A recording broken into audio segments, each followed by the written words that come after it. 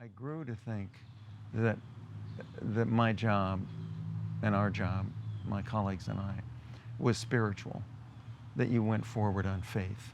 Today, and again tomorrow, and the day after that, with no proof that what I had done in the previous days, weeks, and months was even registering on the film.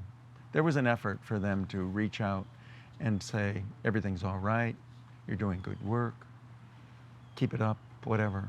But by the time I heard that word, 3 weeks had passed. It was the inner life of being a National Geographic photographer, the inner life of believing in yourself, believing in your work when there was no evidence, and no one works that way. No writer, no artist, no sculptor.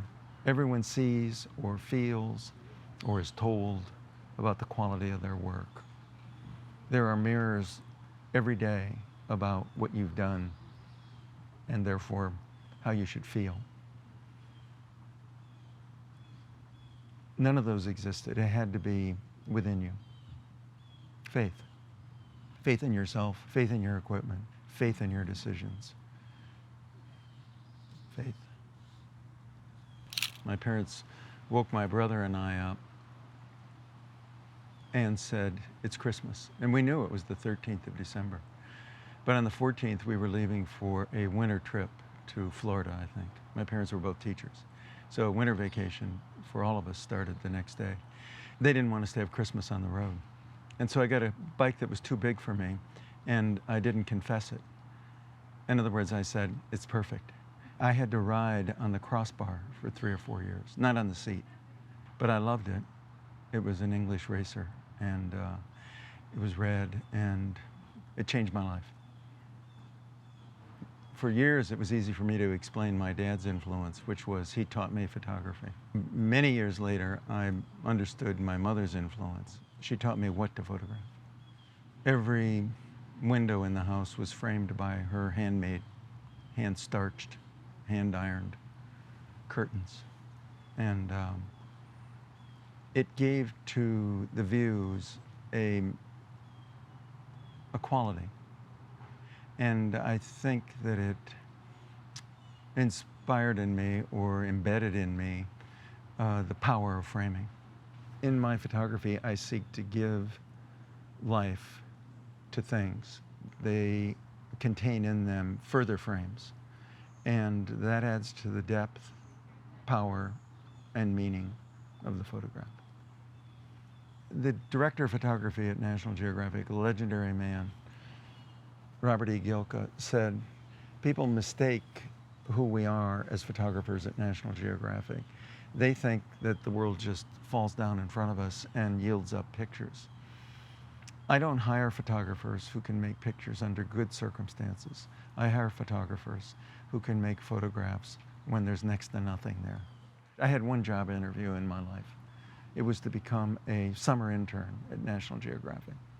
Basically, the interview was blown. The color originals that I sent, that I'd spent a year working on, that I'd gone to South America to generate, were lost in the mail.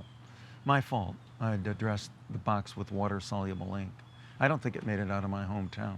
The black and white college photography, the scholastic photography that I did, was all that was on the table in front of Robert Gilka.